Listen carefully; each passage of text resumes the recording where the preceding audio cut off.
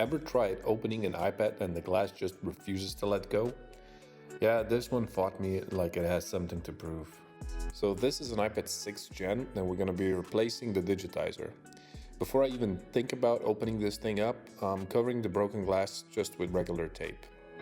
It's because I don't want glass shards all over my desk and also I don't want to cut my fingers.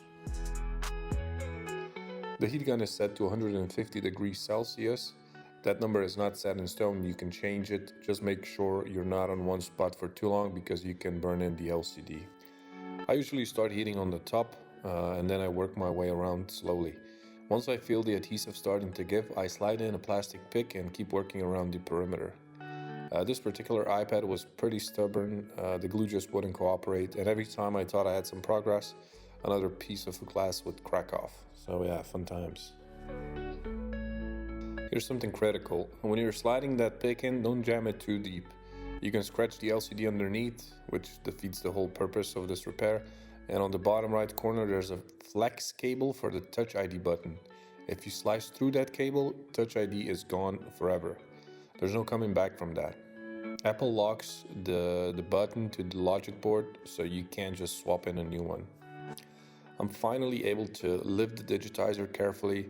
That Touch ID cable is my main concern right now. It's sitting right there on the bottom right, just waiting to be destroyed if I'm not paying attention. With the Digitizer finally separated, I can see there's broken glass stuck to the frame. I'll deal with most of that after I get the LCD out, but some of the bigger chunks need to come off now. A bit more heat and they peel right off.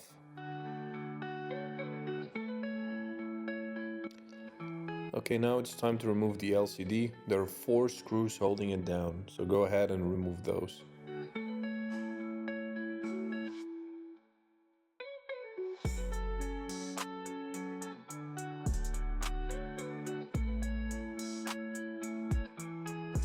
With that out of the way, you'll notice this black silicone running along the edges.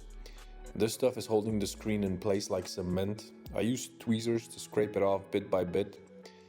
It's annoying, but it has to be done. Once that silicone is cleared, I can lift the LCD from the top. But before I go any further, I need to disconnect the battery. There's a screw holding the battery connector down, and once it's out, I slide a thin plastic pick between the battery and the logic board to cut power.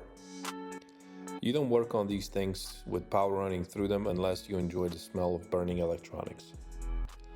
Next up is the shield that covers the cables for the Digitizer and the LCD. You've got 3 screws in total and just lift it up. Unplug the LCD cable first and remove the LCD. And now comes the tricky part, the Touch ID flex cable. I pull it out of the socket of the logic board and I'm making sure it's completely free before I try to remove the Digitizer from the frame. Use a little bit of heat and you'll be fine. And next up, disconnect the rest of the cables. You can now safely remove the Digitizer. But I'm not throwing it away yet because I need that Touch ID button. This is where things get a bit reckless on my part. I'm using a metal spudger to scrape off the old glue and the remaining glass shards stuck to the frame. And yeah, I'm doing this right next to the battery, which is basically asking for trouble. If this thing slips and punctures the battery, yeah, we're talking fire. We are 4 minutes into this video and we're gonna be removing the Touch ID button from the old Digitizer. Use heat and slowly, gently pull on the cable.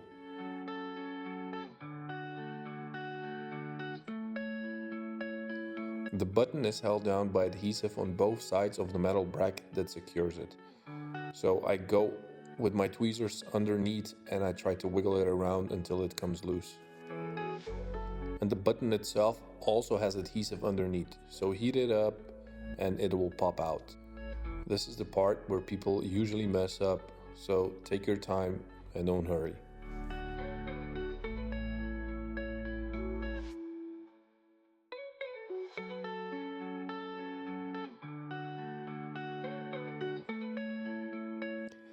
We're transferring it now to the new Digitizer. The alignment has to be perfect. If it's even slightly off, the button won't click, or worse, it won't work at all.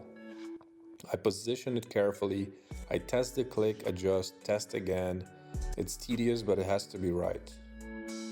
Once I'm happy with the alignment, I use some fast-acting glue on the two sides of the metal bracket and I press it down.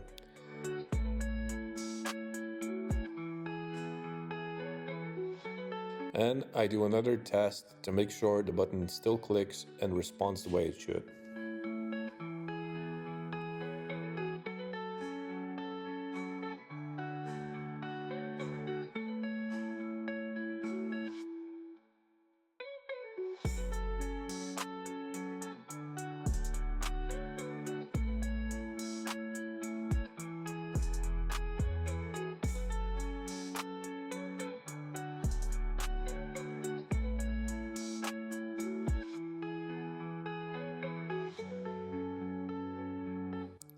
It's time to reconnect everything.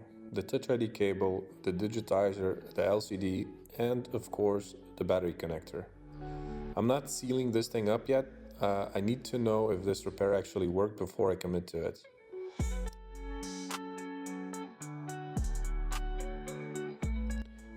Again, careful here when you're reconnecting the flex cable to the mainboard.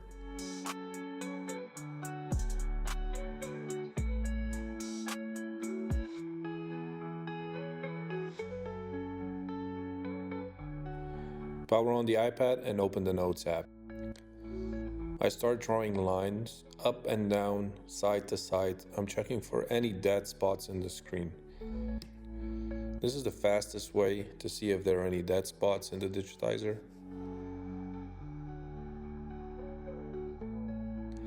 Next, I test the home button. It clicks, that's a good sign. But here's the thing, the button can still work mechanically, and Touch ID can be completely gone if I damage that cable during the repair. Usually iOS will throw up a system message if Touch ID is broken, so I'm watching for that. So clean up the digitizer if you left any smudgy fingerprints while you were doing the repair, and time to close everything up. The adhesive on these replacement digitizers is pre-applied, so it's just a matter of pressing it down firmly and evenly. If you learned something new or just enjoy watching me narrowly avoid a disaster, hit that subscribe button and next video popping up on your screen now.